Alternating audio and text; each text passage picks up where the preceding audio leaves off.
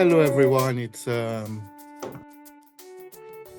Unitate podcast, the Usosa TNN collaboration. Today, we have a very special person in attendance in the name of Roland Ilube. For those of you who don't know Roland, I'll give you a brief history and description of the gentleman. He was born in the United Kingdom, and then he moved to Nigeria with his parents. This was in the 70s.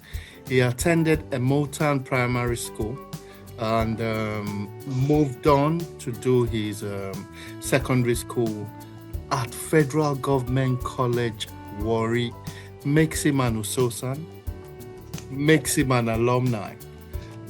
He completed his West African school certificate exams from FGC Warri, placed third in the whole of West Africa, a great pride to us. He returned to the UK after that to further his education. Had his A-levels at the Richmond upon Thames College in southwest London before gaining admission to the London School of Economics, where he obtained a bachelor's degree in economics, specializing in accounting and finance. After graduating, he joined the global accounting and advisory firm Coopers and Lybrand and qualified as a chartered accountant in 1995. This was while he was working in their audit practice.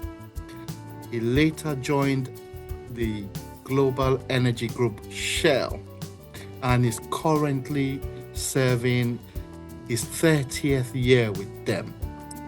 In that time, he's worked in Nigeria, he's worked in Cote d'Ivoire, he's worked in Gabon, and also in the UK across the major divisions of the group. He's recently been appointed as the Senior Vice President, Acquisitions and Divestments for Shell Global Downstreaming and Renewable Businesses. During his time at Shell, Roland has been a strong advocate for greater diversity in the UK corporate sector. He served as a member of the Business in the Community Race Leadership Team since 2017. Roland was awarded an OBE in the Queen's Birthday Honours List for services to diversity and inclusion. Chioma.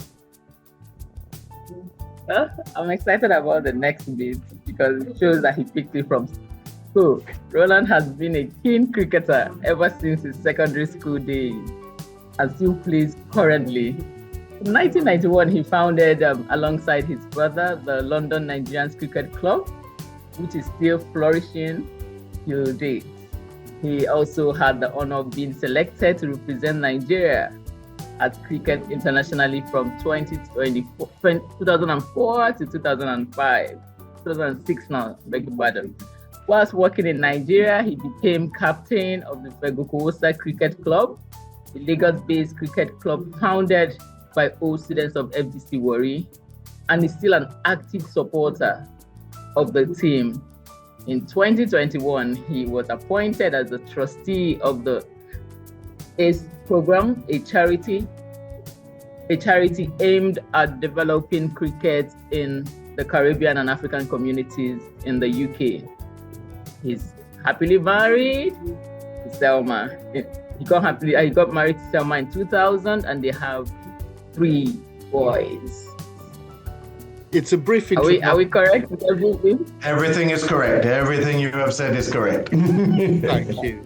It's a brief introduction of you, Roland. Usosa is proud of you. We are proud of you.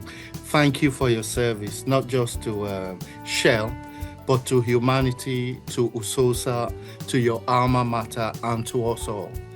I met you in the UK London plenary, and you were a guest speaker.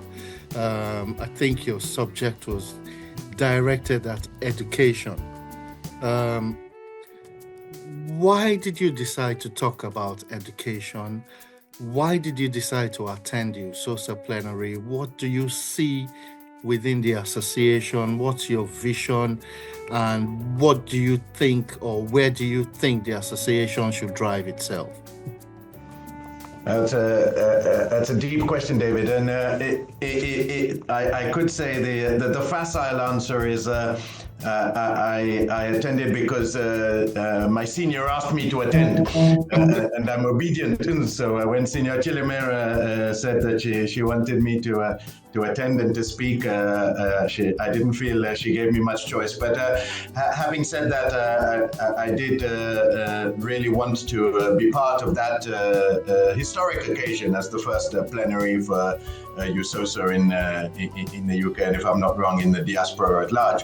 And so I did think it was a huge honor to be not only in attendance, but also to have a major part in that gathering.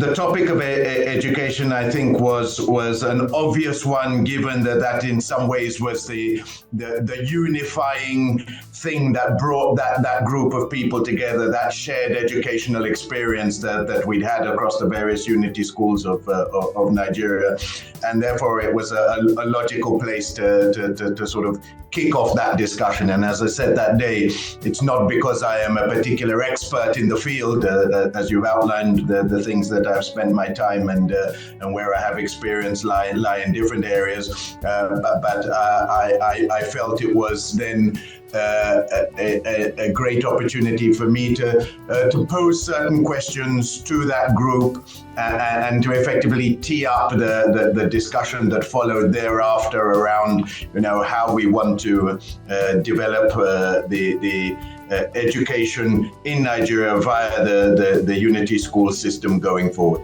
And to come to the second part of your question around, where should USOSA be going in sort of the longer term? I think there are many aspects to that question, but first of all, from a diaspora perspective and from a UK diaspora perspective, I think first of all, as a network, I think that first of all to just create that network of people who again have that shared experience, are now doing different things, or at different points in their careers or in whatever they're doing. Bringing that network to get together is something that can enable us to create something that's more than the sum of its parts, that enables us to build a community that can then sort of thrive and build on itself. So I think that's probably the first and foremost thing that I would see as the next step for that organization. Thank you, Chioma. Yeah. So while he was reading your profile, I wondered and I said to myself, for FGC Warri that I know, a school in Delta, and looking at how far you've come from that boy that was in FGC Warri to who you are today, I just wanted to share, are there things that you do now and you say, this was what made me, because of where I'm coming from, because of the ideas, because of the experience? I just want to know if it had anything to do with the success story that we're celebrating today.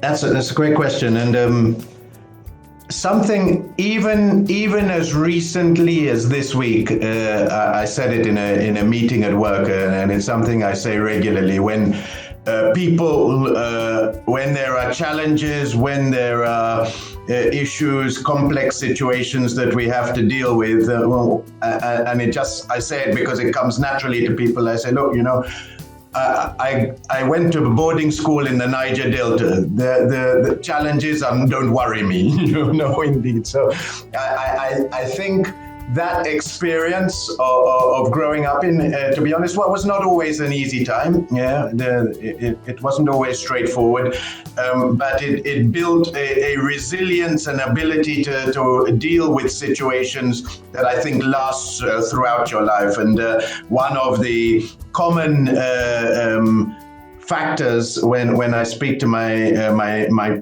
ex-classmates, a lot of whom I'm still in contact with, is we all share that sort of point of view of that resilience that we gained through our time in FGC Warri has really helped set us up for things that we've gone on to do later in our lives. There is another thing, though, that I also always say in relation to that is, I have never felt in my life after FGC Warri, either academically or professionally, I have never felt that I suffered from a sort of a differential in the level of education that I received in secondary school level. I came straight out of secondary school in Warri. As David mentioned, I went to do my A levels in Southwest London, and interestingly, at the time, even though I had my certificate, and as David said, it wasn't that I hadn't done well in my school certificate, but still that college, before they admitted me, they asked me to sit again a set of exams because they wanted to check if really I knew what I was talking about. Right. After I sat those exams there and then, the next day they called me up and they said, "Is everyone in your school like this?" I didn't tell them that I came third in West Africa, but I said to them, yeah, the education that we got was second to none. And that, again, I think has been a foundation on which I've been able to build for the rest of my life and my career. Thank you. So,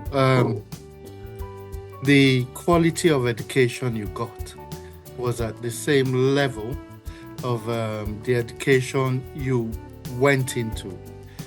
Things have changed since then.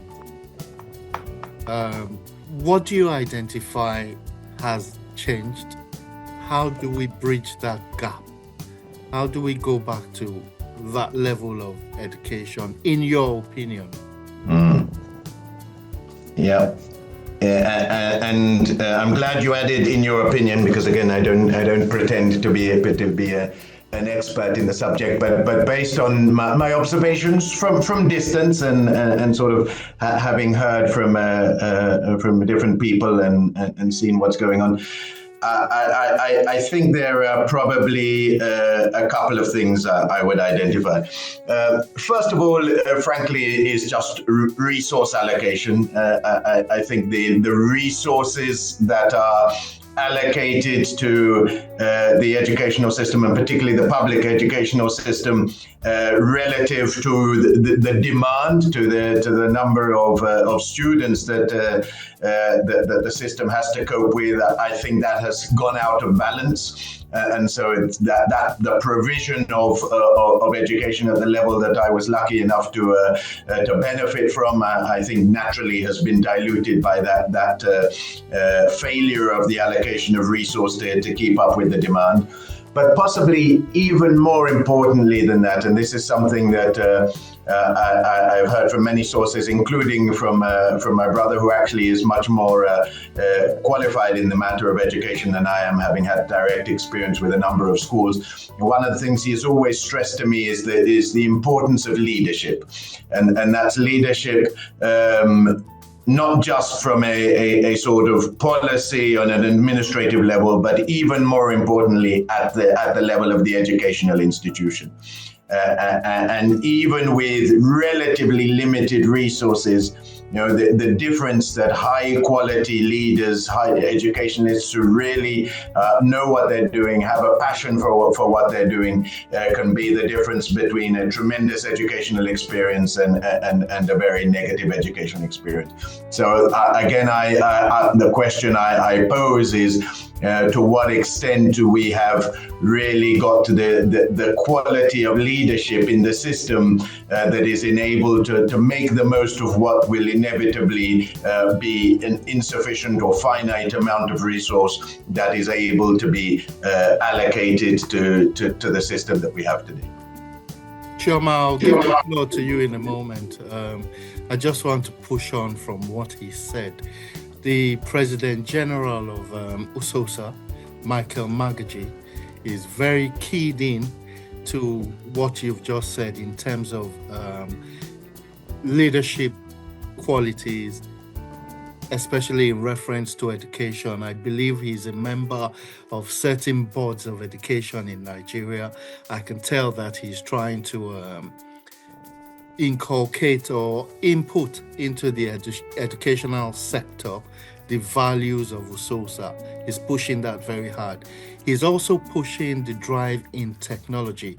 You talked about your brother, who I happen to know a bit about. I know he's contributed a lot to a school in Ghana, I think, for gifted ladies. If I'm not 100% correct, you can tell me. And I know that he's a technology guru. So how does technology impact in this? How do we seek collaborations to improve the technological know-how of our people? Concentrating on Unity schools first, because that's our alma mater. And what impact do you think that will make? So another excellent question, and again, this is a layman's answer that I'm going to give you. But I think technology in an educational context, and again, particularly in the context of the sort of the USOSA network, is both an opportunity and a threat. I think it's an opportunity because with the advancement of technology, I think it enables you to potentially bridge the resource gap that we talked about a few minutes ago in a way which doesn't require necessarily huge investment, lots of infrastructure, whether it's equipment, whether it's classrooms, whether it's teachers physically on location. Those you can bridge some of those gaps by the use of technology, and we start to see that now in all walks of life, and that's getting quicker and quicker with the pace of artificial intelligence and how that's being rolled out. So I think if we are smart about the use of technology, I think it can enable us to bridge that gap and make sure that we from a Unity School point of view, are able to keep pace with the world from an educational perspective. The threat comes from, I think, the speed with which you can fall behind if you don't do that. So standing still actually means you're going backwards. As the rest of the world starts to embrace and move on, whether that be not just, and in fact, maybe even not particularly in the sort of traditionally developed nations such as Europe and the United States, but looking at somewhere like India, for example. I was in India in early part of last year, and the speed with which technology there is being used, the familiarity that a lot of their sort of young base of graduates, of workers have with technology that is just second nature, means that if we don't embrace that, and if we are not on the front foot, I think that gap will get wider very, very quickly. So I come back to, I think on the one hand, it is a chance for us to leapfrog and keep pace, but if we don't seize that chance, I think we'll see that gap become a chasm. Chioma. So it's basically an emergency fund for us to make sure that gap is taken covered. What you're saying. Okay, so I am just going to talk about mentorship. You are very successful in your stories. What do you think? There's a generational gap between the USOSans then, the people that graduated then, maybe let's say your generation, and what it is now. Do you see any way of covering that gap? And I'm speaking to not just the students I'm speaking to even the ones that have left school, the old students of Unity School. Sometimes when you sit in a room, the gap is quite enormous. What do we do? How do you see? Is there any way to cover it at all? Another excellent question. Thank you for that. And maybe I will start to answer that by drawing on my experiences in the workplace. And as David mentioned, I'm now in my 30th year in Shell, in the 34th year of my professional career, which means that, it was actually quite a while ago now that I started to see people coming into the workplace who weren't born when I started, at Shell. And so I feel that generational gap now every day more and more in the professional environment. And you are also, I think, correct to say, and it doesn't matter whether you put it in a sort of unity school environment or another environment, that sort of difference in generational perspective is becoming more and more acute.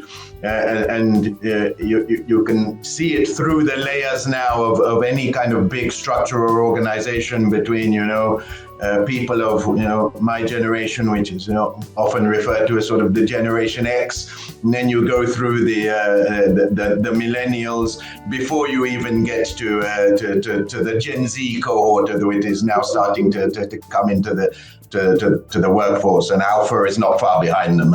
And so one of the things that I found is that it's a two-way street. I think the days where, as happened when I was sort of earlier in my career, when you sort of went to the senior leadership of organizations or companies to receive wisdom, as it were, is I don't think that works anymore, and I don't think it works for a couple of reasons. One is that's not how and I'm generalizing a little bit here, but that's not how Gen Z thinks. So, somebody, a new graduate into the company will come into my office and tell me that I think you ought to be doing this, and this. I would never have dared to even cross the threshold of the office without an invite when I started in this company. But now that's just a different thing, and I think we have to embrace it. But therefore recognize that it's a two-way dialogue. It's not just a one-way dialogue. The other point, and it's one that I make actually often to people of African or Caribbean heritage that I come across, is I don't think sometimes we leverage enough of what those who have gone before have to offer. And sometimes I think maybe because of that kind of difference in outlook, maybe they don't necessarily think that there's something that I can learn or pick up or take from the older generations. And one of the examples I give to them is, look, I get lots of people from other parts of, or from other backgrounds, whether it's from a traditional English background or from a South Asian background, and they come and ask me for my experience and knowledge and input, which I give them. And if you're not tapping on that, you are missing out. So you are not getting, you are not availing yourself of all the resource that might be helpful to navigate an organization like Shell or any other big organization. Something that somebody said to me very early on in my career was, it doesn't matter how smart you are, navigating your way through a company like Shell requires somebody to show you road, as they say. And so it's not just about, is this person going to be able to help me from a technical perspective, but can they give me some insight into how I make my way through this organization? So I think that two-way dialogue is something that we need to foster more, and both sides of that sort of generational divide need to recognize there's something they can learn from the other side, but also there's something they can give to the other side. Thank you. With those of you who don't know, this podcast, Pro Unitate podcast, was developed to share our success stories, try and project our success stories into leadership positions, try and become, using an example, the next CNN, where we can talk a bit more about our nation, our schools, the news, get people mentoring from our guests, and hopefully with your support we might be able to get there at some point. Anyway, Roland is not just an administrative type of guy. He's into sports as well, an avid cricketer. Why cricket? What was the motivation to cricket? Another excellent question, and again a question that people have asked me often, and so I trace it back. I'll tell you the story. In 1981, I was like every other little kid, just coming out of Motam Primary School, as you rightly said that I went to primary school. I was football mad, like every other little boy in Motam Primary School. I had no idea what cricket was at that point in time. And for family reasons, I had to come and spend the summer in the United Kingdom. My father had an accident, and so he was hospitalized. So I came over with my mother for that summer. And what I didn't realize was that summer in the UK, there's no football. Football season then was off, and so I was hoping that I would come and be watching, the teams that I had read about in the magazines of those days, the shoot and the match and so on. I was saying I would come and watch Liverpool or Manchester United or Arsenal, but no, it was summer, the off season. But every day I turn on the TV and there's these guys wearing white wandering up and down on the TV. And I thought, well, as a curious little boy, let me figure out what they're doing. And so I sat there and I watched them day after day after day. And through that summer, I just got hooked on the game through watching and absorbing it. And the thing that I think, when looking back, that I found so sort of addictive about it is that it's a game on many levels. On one level, it's just simple. Somebody's bowling or throwing a ball and somebody's trying to hit it with a bat. That's a very simple concept that everybody can kind of understand. Someone's throwing something, someone's trying to hit it. But then you can layer on the context of what's happening at this particular point. Is someone trying to defend? Is someone trying to attack? You can layer on the rest of the fielders who are involved, like chess pieces and how they are being moved around to try and combat different situations.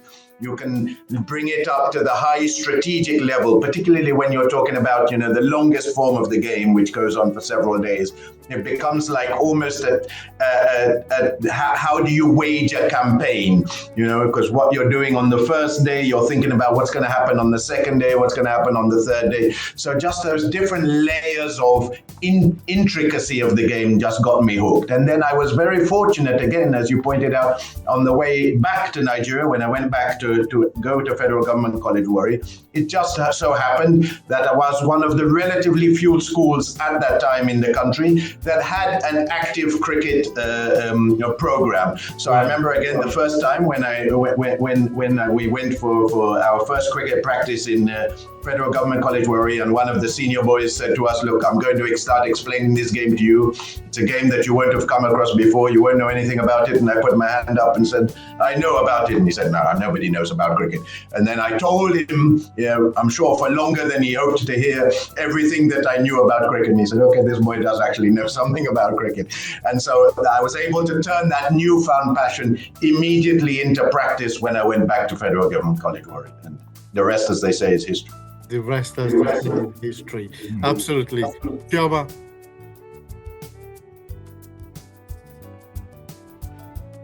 Yeah, so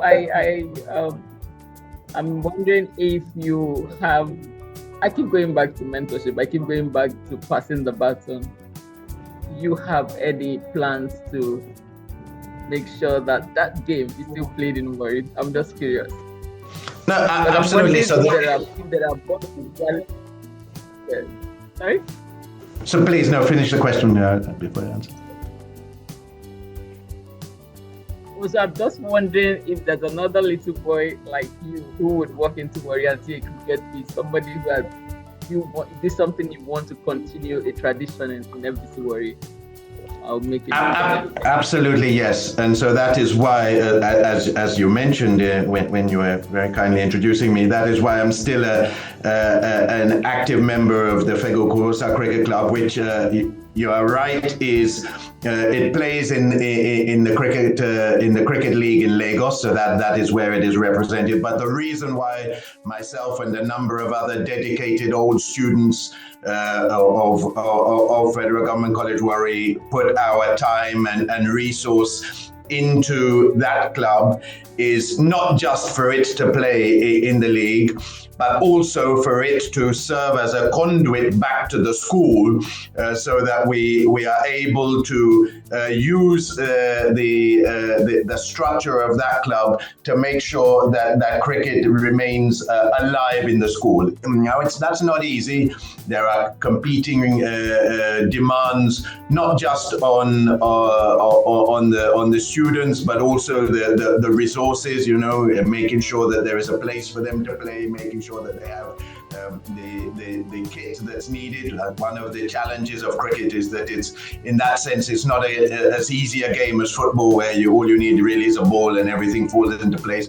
Cricket, there's a certain amount of structure that you need in order to really get the game going. But through the Fego-Kurosa Cricket Club, we try and provide both the human and physical resources to enable the game to keep thriving. Because, as you say, I and the others who are involved in it, because it is a collective effort, all want to provide that pathway that we were lucky enough to benefit from, that somebody else like us will get bitten by that cricket bug and be the person who carries the torch on for the next generation. So absolutely, it's something I'm passionate about.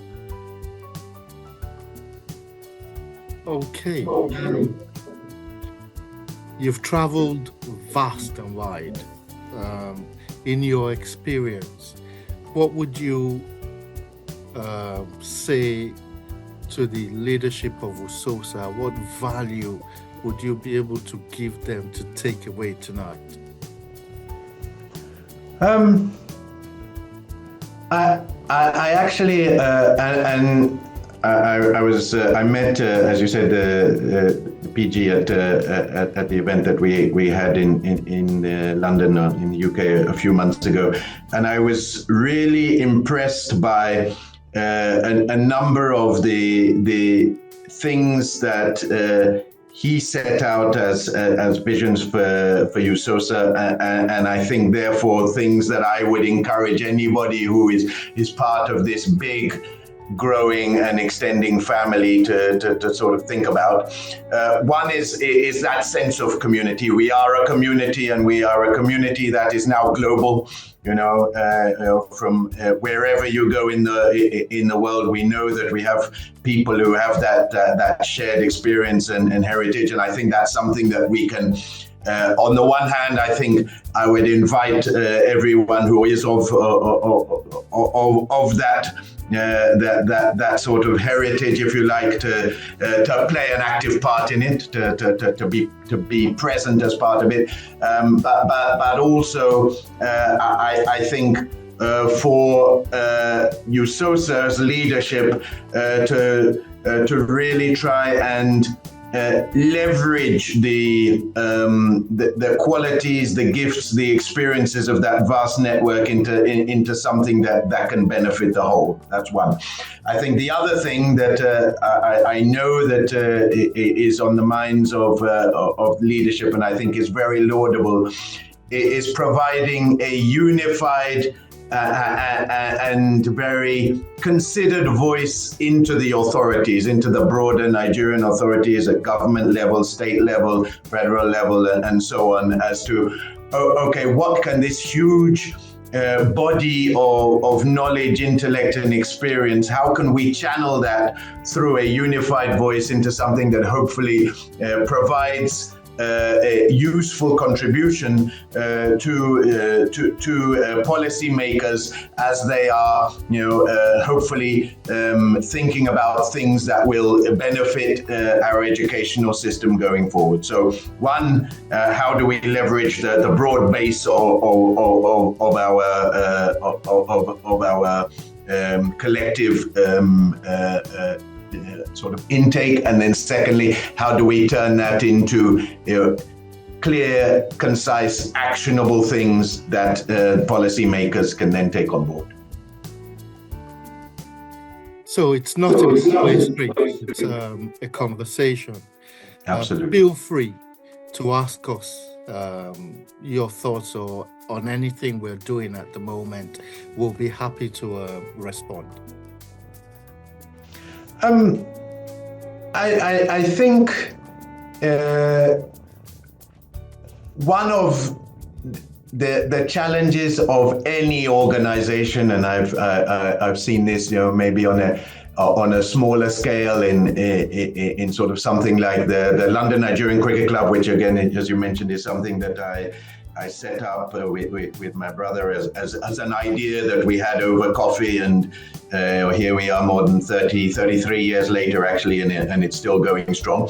But there are two challenges with any kind of voluntary organization, and at the end of the day that USOSA relies on the voluntary spirit of people to be part of it. One is getting people to feel a sense of passion for it, and to give therefore their time and their mental energy to it, which I think is, from what I've seen, I think you're doing a great job of. But I'd be interested to hear a little bit how you do that, how you get more people involved, because you can always do with more people. And then secondly, again, with any endeavor is sort of financial resource, and again, how do you go about making sure that you have the wherewithal to execute some of the programs that you want to execute? I'll speak on TNN, New Nigerian, and I'll let Chioma speak on USOSA. With the New Nigerian, one of the reasons it was formed was to bridge the gap between diaspora and Nigeria. We thought, why don't we do what we call the reverse brain drain? Get the best in diaspora, get them to collaborate with the best in Nigeria, see if they can come up with projects. We've been going for 5 years this year. It hasn't been easy. There's no gain, it's all selfless. Everything we do is from out of personal pocket. However, the joy is seeing that what we're doing is gradually manifesting. In collaborating with USOSA, it's a very big break for us, because we get to have people like you on board. As much as we don't want to solicit, because we believe in actions deliver quality, we do like people to click on the subscribe button, ring the bell. That will help us in terms of technology. We've done quite a few things.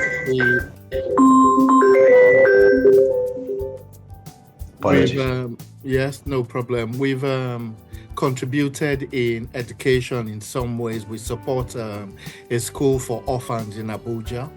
We've contributed in agriculture. I've got 50 plots in my dad's village where I'm trying to get them to grow crops. We've contributed in health. So in speaking with people in diaspora, we've been able to get people to do projects in Nigeria itself. So we have Anusosan in Canada, who is actually running what he calls Health for Schools in Nigeria. Okay, so they deliver health projects, set up clinics in the little schools within the communities. And then I think my greatest passion is giving back to the children. Last year was my 4th edition of Feeding the Children, where I get a few diasporans to contribute, and we feed over 200 to 300 children. This obviously at some point I will send all this information to you. However, with regards to Usosa, the passion I have, I got from realizing that people want to get together. We need to be together to collaborate. We need to be together to improve humanity.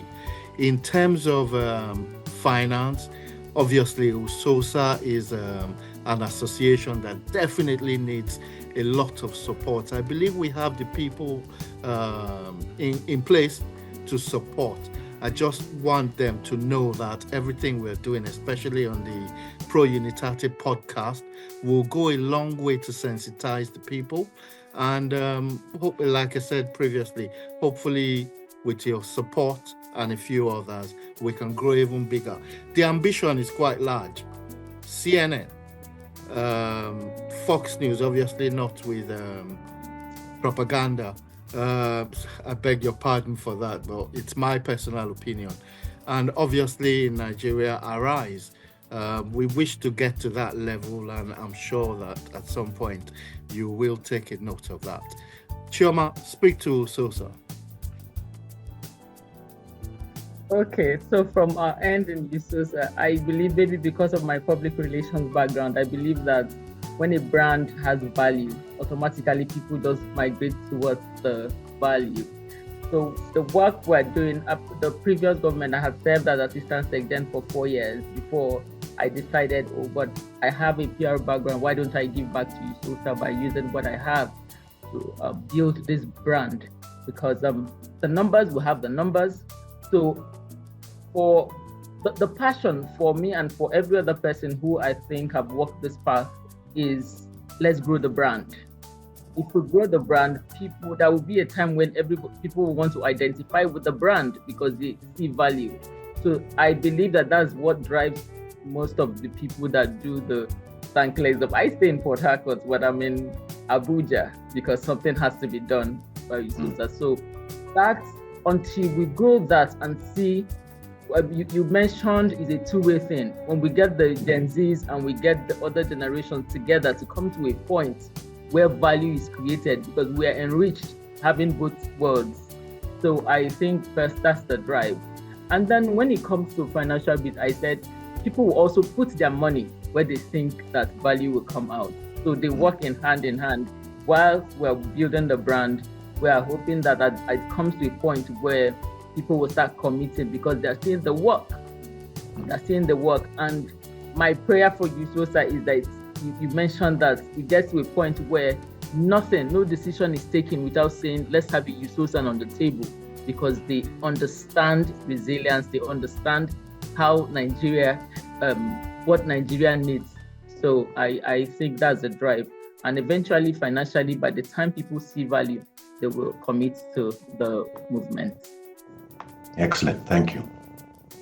Chioma, it's that time where we have to let our guests go, as usual. 1 hour flies by very quickly. Please do the closing, and then let's give Roland the last word to the audience. So for me, I would just want to say thank you to TNN for this collaboration, and it speaks to the fabric of our brand Usosa. If you say you're creating a new Nigerian, we're built to be the new Nigerian. So the collaboration, I want to thank you for the opportunity for this platform to be able to speak to our success stories. Today we've had, I'm sure by the time this is published, someone will sit and look at his journey, where he's coming from and where he is today. And that little person, that person who's just starting out in their career would say, I can do this. If he did it, then I'm on my way to creating value. So thank you to TNN, and we want to thank our guests. You've been phenomenal. The stories, and because again, my background, storytelling is the best form of selling a brand. So thank you for coming. And as the links will be scrolled on the screen, just with a click, follow us on our YouTube, TNN, Usosa. We'll share it to go across the screen, and we hope that one story after the other will come to everything that we're supposed to be, and that's becoming a new Nigerian. Excellent. Thank you so much, David. I know that you've been saying that you'd like to make this happen for a long time. So I'm really pleased that finally you persevered and we're here today. It's been a wonderful conversation. I'm really glad to be part of this, to contribute a little bit to the endeavors that you and others are making in this space. Thank you so much for the thoughtful and reflective questions, which has also made me think and consider about the journey that I've been on. As it's sometimes you think that things happen because you have a grand plan. It's not necessarily the case, but sometimes you look back and you think about, well, these are the different opportunities or sliding doors moments that enabled you to get to wherever you got to, and this discussion has enabled me to reflect a little bit on that. So I've really enjoyed it. Thank you very much. Thank you, Roland. Again, you're right. Perseverance. It looks like it's a trait of Usosans. We've got here definitely. Obviously, when we finish the conversation, we'd like to keep you back for a minute so we can talk some personal things. I'd like to thank the audience for taking time out to listen to us. I hope that we've delivered value. Roland's experience is very, very, the word I'm trying to look for is, the experience is vast. The knowledge is great. We know where he has come from. We know where he is. We don't know where he's going, but we know that it's in the right trajectory. Again, thank you, Chioma, for being a wonderful co-host. I always like working with you. And we'll let the audience go, and then we'll keep Roland back for a minute. We know he's a busy man. Please don't forget to click the like buttons on our social media handles. It's TNN Usosa on Facebook, on YouTube, on Instagram, on Twitter. You know where everything is. With your like, with your subscribing, we can grow and get technology money to improve the platform. Thank you, audience. Have a good evening.